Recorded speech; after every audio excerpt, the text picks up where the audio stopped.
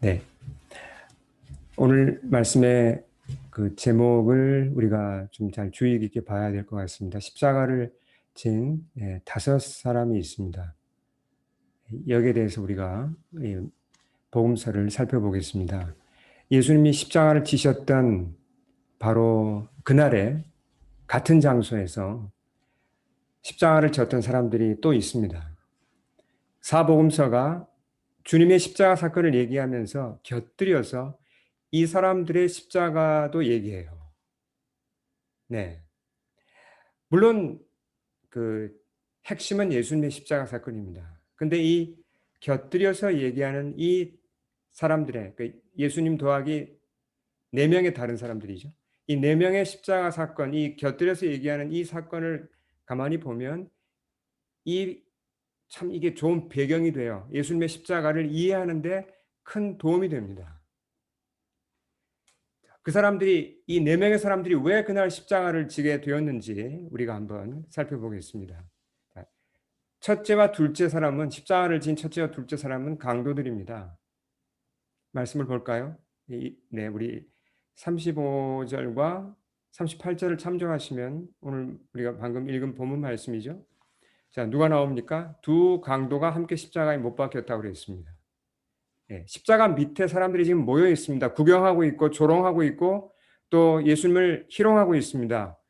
근데 강도 둘 중 하나도 주제넘게 자기도 또 그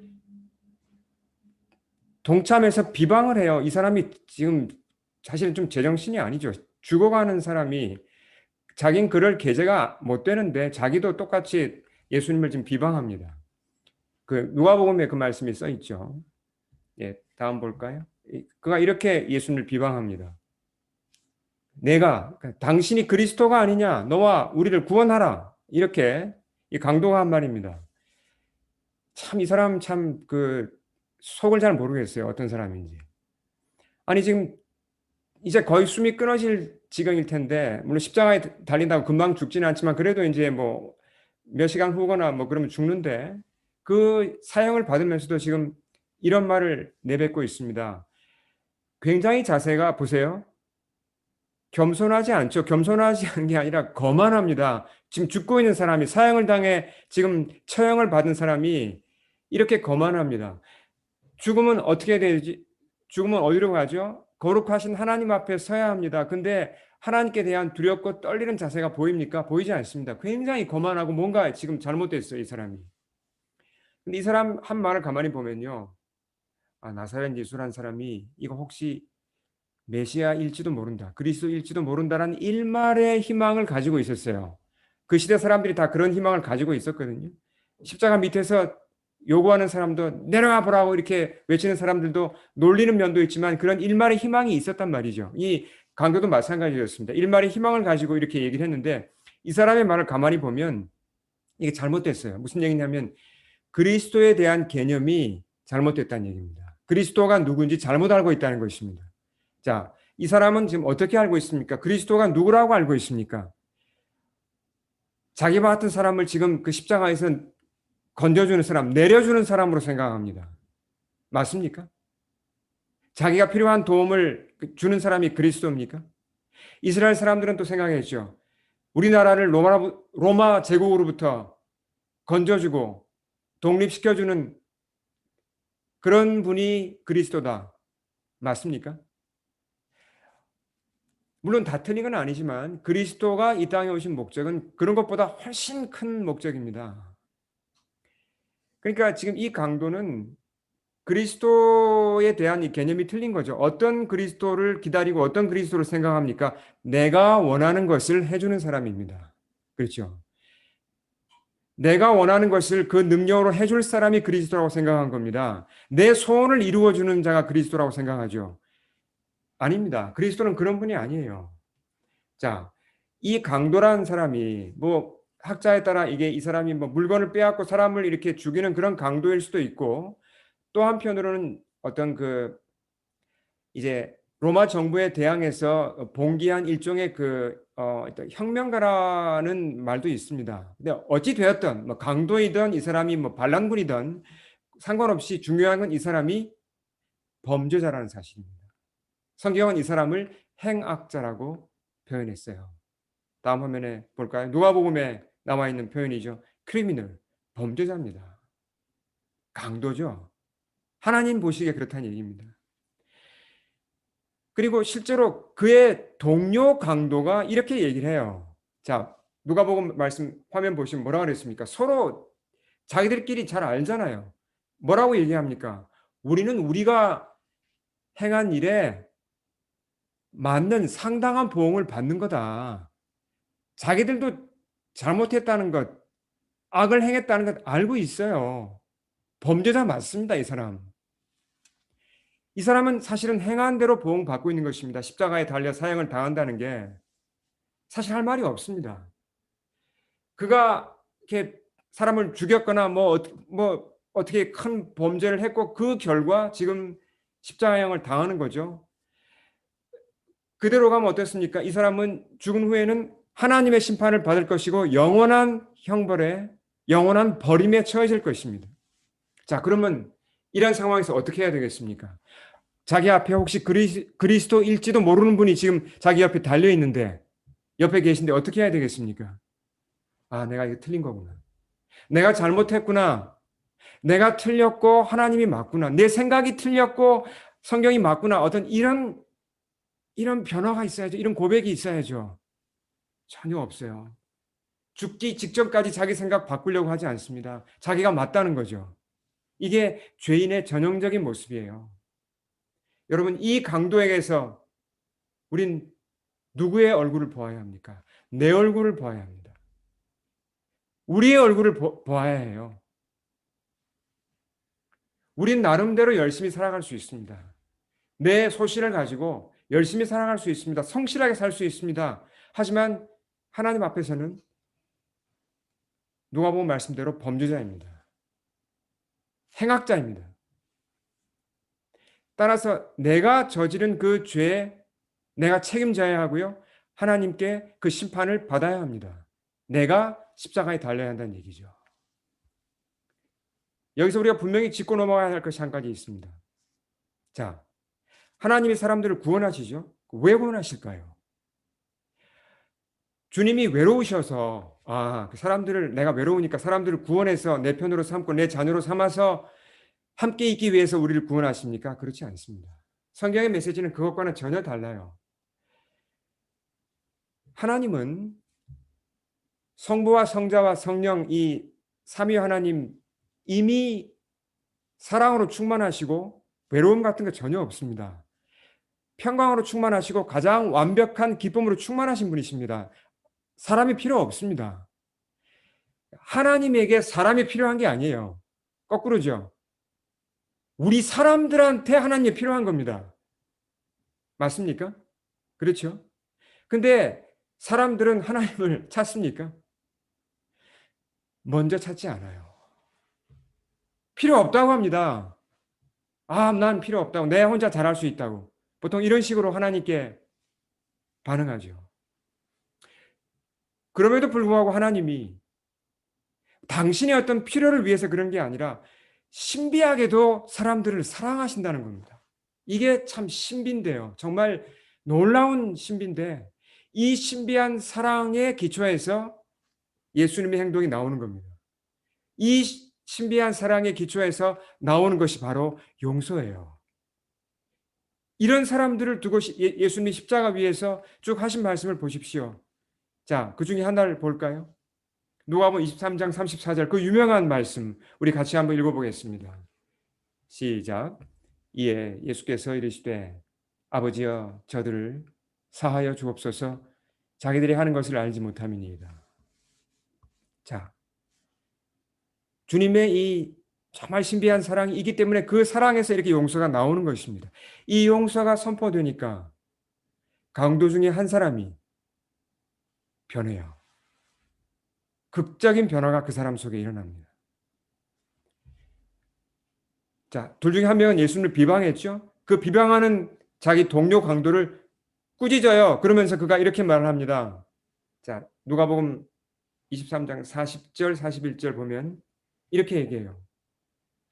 내가 동일한 정죄를 받고서도 하나님을 두려워하지 아니하느냐. 우리는 우리가 행한 일에 상당한 보응을 받는 것이니 이에 당연하거니와 이 사람이 행한 것은 옳지 않은 것이 없느니라. 네. 자, 두 가지를 그가 깨닫고 시인했죠. 첫째는 뭡니까? 우리는 죄인이라는 것입니다. 자기 입으로 그걸 깨닫고 시인했어요. 두 번째 뭘 깨달았습니까? 예수님은 죄가 없는 분이다. 죄가 없는 사람이 누굽니까? 하나님의 아들밖에 누가 더 있습니까? 이걸 깨달은 겁니다. 그리고 옆에 달린 그분이 나사렛 예수가 위대한 인간을 넘어서서 메시아이심을 알고 이렇게 자기를 구원해 달라고 고백합니다. 다음 말씀 볼까요? 42절. 우리 같이 한번 읽겠습니다. 자, 크게 한번 우리가 이 사람인 것처럼 우리가 간절히 한번 이 사람의 기도입니다. 우리 한번 크게 읽겠습니다. 시작. 예수여, 당신의 나라 임하실 때 나를 기억하소서. 이 사람이 한 말이 참 좀 독특해요. 보통 이렇게 구원을 요청합니까? 그러지 않습니다. 예수님, 저 구원해 주세요. 저 용서해 주시고 저 좀 구원해 주세요. 이렇게 기도하죠. 기억해 주세요. 이렇게 잘 얘기하지 않잖아요. 왜 이 사람 이런 식으로 얘기합니까? 스스로 생각해도 자격이 없잖아요. 이 말의 뜻이 뭡니까? 이 사람이 한 말의 뜻이 예수님, 저 자격 없습니다. 저 자격 없는 거 아는데요. 다른 사람들 다 구원하고 혹시 제가 생각나시면 저도 좀 구원해 주시면 안 될까요? 이런 표현이에요. 굉장히 겸손한 표현이죠. 자, 예수님도 죽어가고 계십니다. 그 고통 가운데 주님이 이렇게 답을 하세요. 이게 십자가에서 하신 7가지 말씀 가운데 하나입니다. 다음 말씀 볼까요? 내가 진실로 내게 이르노니 오늘 내가 나와 함께 낙원에 있으리라. 정말 짧지만 너무나 강력한 복음입니다. 이것이. 주님이 그걸 받아주셨죠? 자, 예수님 뭐라고 그러셨습니까? 야, 그래도 그렇지. 죽기 직전에 이게 뭐냐. 너 형편없이 살았잖아, 지금까지. 죄가 너무 크다. 내가 조금 생각해 볼게. 그 다음에 결정하자. 이게 아니에요. 내가 오늘, 지금 구원받았다는 것입니다. 그를 그 자리에서 영접해 주셨어요.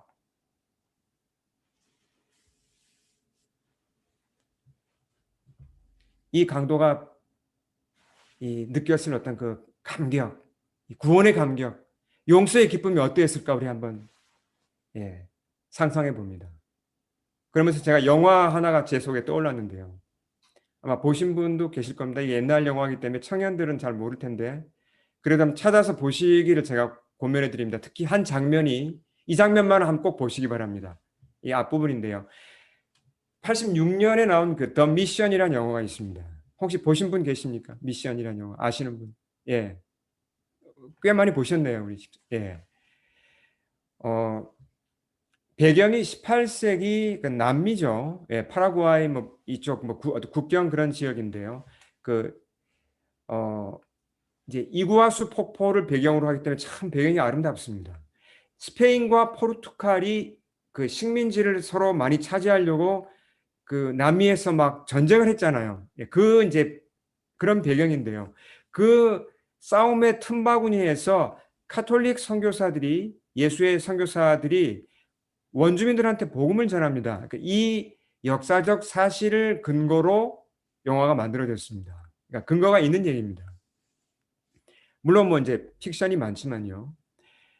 근데 또 그 특히 이제 인상적이었던 것은 이제 이 이구아수 폭포를 배경으로 이 오보에가 이제 이 영화 음악이 오보에로 이렇게 들려지는데요. 정말 그 아름다운 음악이에요. 그래서 음악은 여러 다른 드라마나 이런 데서도 많이 사용되는 걸로 제가 알고 있습니다. 주인공 둘 중에 한 사람이 그 로버트 드니로입니다. 유명한 그 배우죠. 이 사람이 누구의 역할을 이제 하냐면요. 로드리고 멘도자라는 그 노예 사냥꾼 역을 해요. 그러니까 주인공 한 사람은 가브리엘 신부이고 한 사람은 노예 사냥꾼인 이 멘도자입니다. 이 멘도자 아주 포악한 사냥꾼입니다. 이 과라니족이 있는데요. 원주민. 무자비하게 그냥 납치에다가 노예로 팔아요. 정말 그 악한 사람이죠. 그러던 중에 이 사람이 큰일을 당합니다. 무슨 얘기냐면 약혼녀가 있었는데 자기가 이제 그 며칠을 이제 그 사냥을 갔다 와 보니까 약혼녀의 마음이 변했습니다. 헤어지자고 합니다. 알고 보니까 자기의 그 이복 동생이 있는데 이복 동생을 좋아하게 된 거예요. 그러니까 이 지금 멘도자가 그냥 확 그냥 그 분노를 폭발해 버립니다. 그래서 어떤 사건 속에서 이복 동생을 칼로 찔러 죽여요. 죽여놓고 나니까 이제 양심의 가책이 오는 거죠. 그래가지고 내가 뭘 했지 이거? 도대체 내가 뭘 한 거야 하면서 이제 깊은 그 절망에 빠져들어갑니다. 죄 짐이 너무 무거워서 어찌할 바를 모르고 이제 이렇게 폐인이 되어 가는데 그때 가브리엘 신부가 이 사람을 도와줘요. 이미 가브리엘 신부는 그 이구아수 폭포 위쪽에 있는 그 과라니족에게 찾아가서 그들의 신뢰를 얻고 복음을 전하고 교회를 세우기 시작했습니다. 그 사역에 이 멘도자를 초청합니다. 나와 함께 그 사역을 좀 같이 하자고, 나를 좀 도와달라고. 근데 이제 멘도자가 그 일을 봉사를 하고 싶은데 한 가지 걱정이 있습니다. 왜냐하면 이 과라니족을 이미 사냥꾼으로서 노예 사냥꾼으로서 많이 납치에다가 팔았잖아요. 근데 과라니족이 이 멘도자를 받아주겠습니까? 그런 걱정이 있는 거죠. 어쨌든 이 그래서 어 신부들이 선교사로서 다시 이제 그 과라니족이 있는 폭포 위로 이제 올라갑니다. 멘도자도 같이 가요. 근데 재미있는 것이 멘도자가 양심의 가책 때문에 이 자기 동생에 대한 가책도 있고 또 과라니족 노예로 팔아먹은 그 이제 자기 죄에 대한 가책이 있어가지고 자기 갑옷과 칼과 무기들을 많죠. 그걸 그 무거운 거를 그물로 쌉니다. 큰 그물에 담아가지고 그걸 어깨에 매요. 그걸 끌고 거의 절벽 같은 길을 올라갑니다. 예, 그 포스터에 보시면 그 오른쪽에 살짝 그 이제 그런 장면이 표현되어 있는데요. 잘못하면 이제 미끄러지면 떨어져 죽어요. 근데도 그걸 길을 쓰고 그걸 가지고 가요. 그렇게 해서라도 자기 어떤 그 이제 양심에 뭔가 좀 이렇게 그 나는 이런 이 정도의 좀 그 고난은 받아야 돼. 뭐 그런 생각을 했던 것 같아요. 신부들이 그거 좀 그만 좀 가지고 가라고 아무리 말해도 말을 안 듣습니다. 근데 이제 끝까지 올라가서 과라니족을 만나요. 과라니족이 가만히 보니까 신부들 틈으로 그 이상한 얼굴이 하나 보이잖아요. 멘도자. 딱 알아봤죠. 노예 사냥꾼. 웅성웅성합니다. 한 사람이 칼을 들고 옵니다. 칼을 휘둘러요. 근데 그 멘도자의 목을 찌른 게 아니라 그 어깨에 걸려있던 밧줄을 끊어버립니다. 그리고 그 무거운 짐을 강물로 차 넣어버려요. 용서한 거죠. 복음을 먼저 받아들였던 그 과라니족이 멘도자를 용서한 겁니다. 그 순간에 이 이제 이 로버트 드니로가 정말 연기를 잘했다고 이제 평가를 받는다는 얘기를 제가 읽었는데요. 정말 이 놀라운 표현을 합니다. 그러니까 이 죄짐이 벗겨졌을 때 사람이 얼마만큼 기쁜가를 참 표현을 잘해요. 얼마만큼 이게 기쁜 일인가. 사람에게 용서를 받고 하나님에게 용서를 받았을 때 내 죄짐이 떨어져 나갔을 때 이게 얼마나 크고 감격스러운 사실인지가 참 표현이 잘 됩니다. 배경음악으로 오보에가 이렇게 나오고요. 이 이후로 멘도자는 이 원주민을 배신하지 않습니다. 나중에 이제 스페인 이 포르투갈 이 군대가 그 쳐들어와서 원주민들을 해치려고 할 때 끝까지 원주민 편에 서서 그들을 지키다가 죽습니다. 삶이 변한 거죠, 그러니까. 자, 이렇게 제가 길게 말씀을 드린 것은 사람이 용서를 받는다는 것, 특히 그 죄짐을 벗는다는 것 참 중요합니다. 십자가가 우리한테 그 사실을 알려주는 것이거든요. 다음 사람으로 한번 넘어가 보겠습니다. 십자가를 진 다른 세 번째 사람이죠. 시계를 거꾸로 한번 돌려보겠습니다. 십자가에 달린 예수님, 그 몇 시간 전으로 다시 돌아가면요. 한 사람이 십자가를 지고 갑니다. 자, 나사렛 예수에게 십자가 형태를 지워서 무겁죠, 이것이. 골고다 언덕으로 가던 이 군병들이 예수님이 십자가를 잘 못 끌고 가니까 어떻게 했습니까? 다음 말씀 볼까요? 다른 사람한테 그 십자가 형태를 맡기죠. 이거 좀 끌고 가라고 억지로 붙잡아서 그걸 시킵니다. 누굽니까? 자, 말씀 읽어보겠습니다. 앞에 화면 보시면서 누가복음 23장 26절입니다. 시작. 그들이 예수를 끌고 갈 때 시몬이라는 구레네 사람이 시골로서 오는 것을 붙들어 그에게 십자가를 지워 예수를 따르게 하더라. 자, 예수님 대신 이 사람이 졸지에 붙잡혀가지고 십자가를 지고 지금 갑니다. 네. 형장에 도착합니다. 이제 도착하면 어떻게 하겠습니까? 시몬, 구레네 시몬에게 그 사람이 십자가에 못 박힙니까? 아니잖아요. 그 사람, 당신은 이제 수고했습니다. 가보세요. 그러죠. 그리고 그 형틀에다 누굴 못 박습니까? 나사렛 예수를 못 박는 거죠. 시몬은 풀려났습니다. 나사렛 예수가 못 박혔습니다. 이게 당연한 것처럼 보이잖아요. 근데 이게 당연하지 않다는 메시지가 성경에 숨어 있다는 거죠. 네. 자, 무엇이 진실입니까? 누가 정말 십자가에 못 박혀 죽어야 되죠? 시몬입니까? 나사렛 예수입니까? 구레네 사람 시몬입니다. 왜요? 그가 하나님 앞에 죄인이거든요. 예수님은 무죄한 분입니다. 하나님의 아들입니다. 그분이 죽을 자리가 아니죠. 진실을 말하면 사형수는 시몬이에요. 여러분 받아들이시죠? 그렇죠? 시몬이 사형수 맞습니다. 예수님은 무고합니다. 근데 결과적으로 어떻게 됐습니까? 시몬은 풀려나고 죄가 없으신 예수님이 못 박혀 죽었습니다. 이게 뭘 보여줍니까? 예수님이 시몬을 대신해서 죽었다는 걸 극적으로 보여주는 것입니다. 자, 형장에 이르러서 다시 한번 정리해 보겠습니다. 시몬이 풀려나면서 예수님이 십자가에 대신 못 박히는 장면, 이게 뭘 알려줍니까? 예수님이 죄인들을 대신해서 죽으러 왔다는 것을 우리에게 알려줍니다. 아, 정말 예수님이 나를 대신해서 죽으신 거구나. 이 사실이 여기서 드러나는 거죠. 시몬은 얼마나 그것을 전율하며 느꼈겠습니까? 나중에 이 사람이 크리스찬이 되잖아요. 네.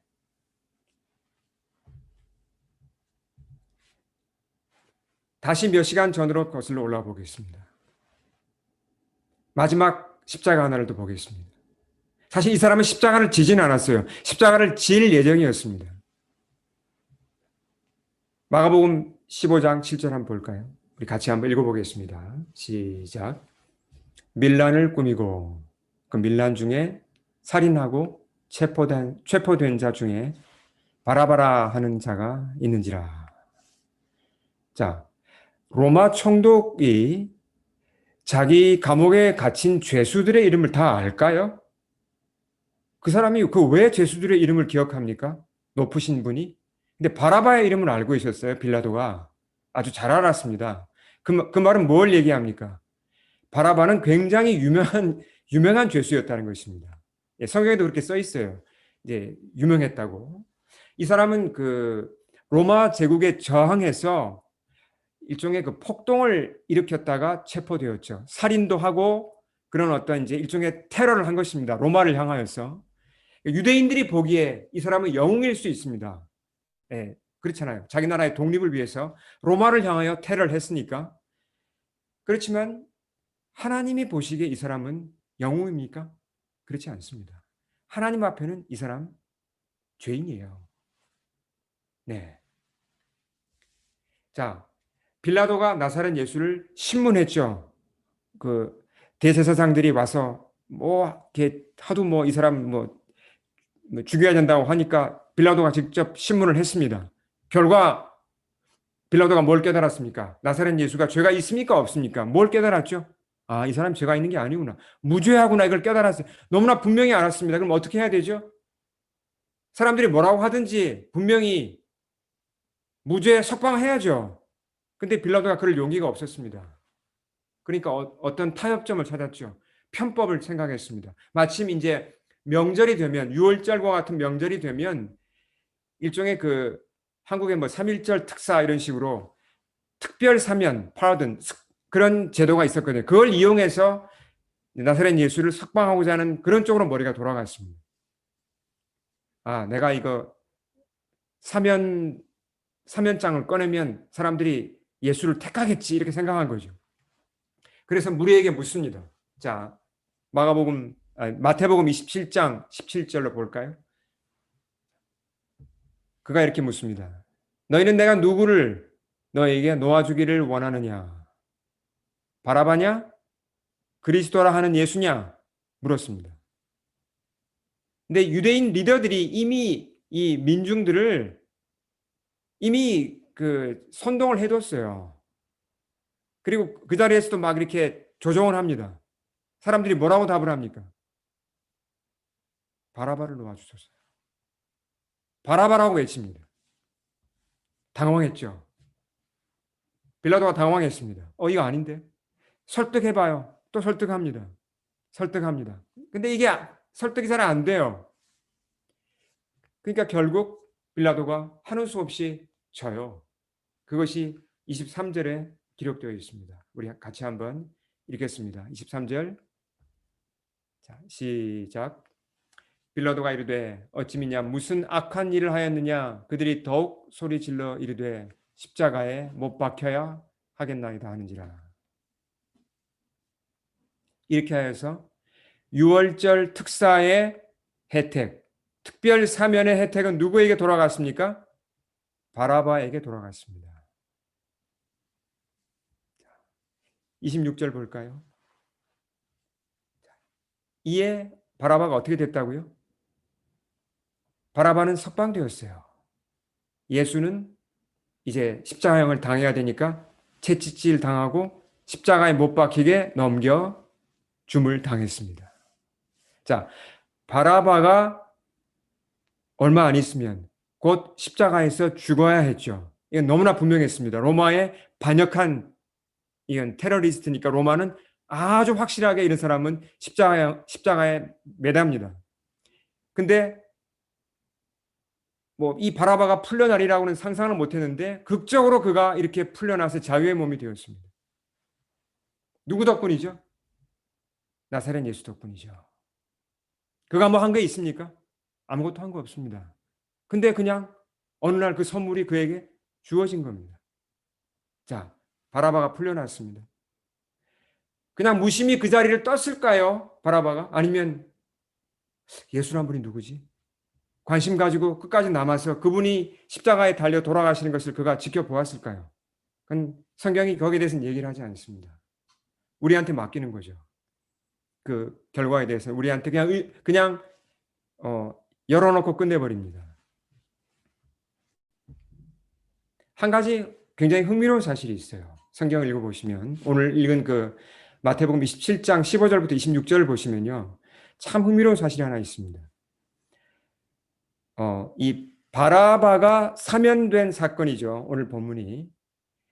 이 사건을 기록하는데 12절이 이렇게 쓰였습니다. 오늘 본문 전체가 이제 12절에 해당되죠.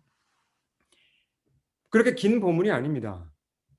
자, 근데 그 중에 바라바의 이름이 몇 번 나오는지 아세요?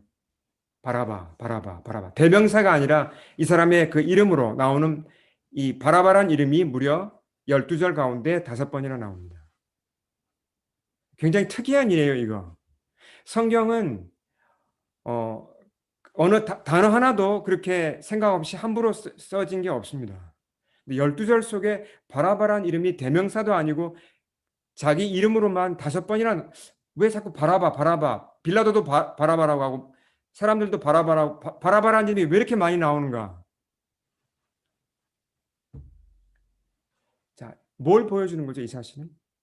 바라바란 사람이 중요하다는 겁니다. 중요하니까 많이 보여주는 거죠. 왜 중요하죠? 바라바가 왜 중요하죠? 그러니까 바라바가 왜 귀한 사람이죠? 바라바가 귀하다는 걸 보여주는데요. 이 사람 자체가 뭘 잘한 게 있습니까?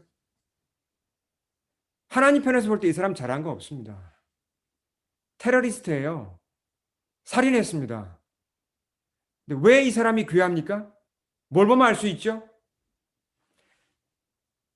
이 사람을 위해서 하나님의 아들이 대신 죽었다는 겁니다. 대신 죽은 걸 보면 이 사람이 그 정도 가치였어. 이게 드러나는 거죠. 바라바를 대신해서 예수가 죽었다는 것입니다.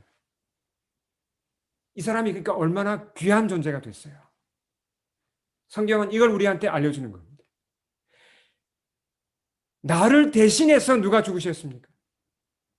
내 이름을 성경이 하나님께서 내 이름을 아시죠? 우리 각 사람의 이름을 아십니다. 나를 대신해서 예수 그리스도가 죽으셨기 때문에 이지연이란 존재가 귀하게 된 거예요. 사실 저 자신은 진짜 저도 그냥 죄인의 하나예요. 여러분 마찬가지잖아요, 다. 우리가 무슨 귀한 게 하나님 앞에 귀한 게 있습니까? 그분이 우리를 대신해서 죽으셨기 때문에 우리가 귀한 자가 된 것입니다. 이 사실을 이 마태복음 말씀이 우리한테 보여주는 거죠. 그분이 나 대신 죽었다는 이 단순하지만 너무나 놀라운 사실, 우리 끝으로 한 말씀을 더 읽고 이제 마무리하겠습니다. 우리 베드로전서 한번 읽어볼까요? 베드로가 뭐라고 그랬는지 읽어보겠습니다. 우리 크게 한번 말씀을 선포하면서 한번 읽겠습니다. 시작. 그리스도께서도 단번에 죄를 위하여 죽으사 의인으로서 불의한 자를 대신하셨으니 이는 우리를 하나님 앞으로 인도하려 하심이라. 자, 여러분 바라바는 실제 인물이 맞습니다. 그렇죠? 동시에 누구를 대표하죠?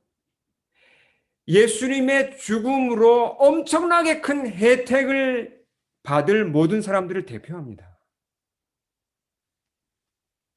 우리가 바라바입니다. 제가 바라바고 여러분이 바라바입니다.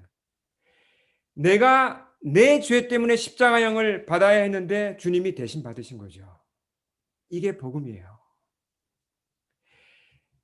하나님의 섭리입니다. 하나님의 섭리 가운데 예수님이 바라바를 대신 죽으신 것처럼 놀라운 사랑의 섭리 가운데 그분이 우리 모두를 위해 죽으신 겁니다. 이 사실을 우리가 잘 알고 받아들일 때 완전히 새로운 생명으로 새로운 삶이 시작되는 것이죠. 우리 함께 이 시간 기도하겠습니다.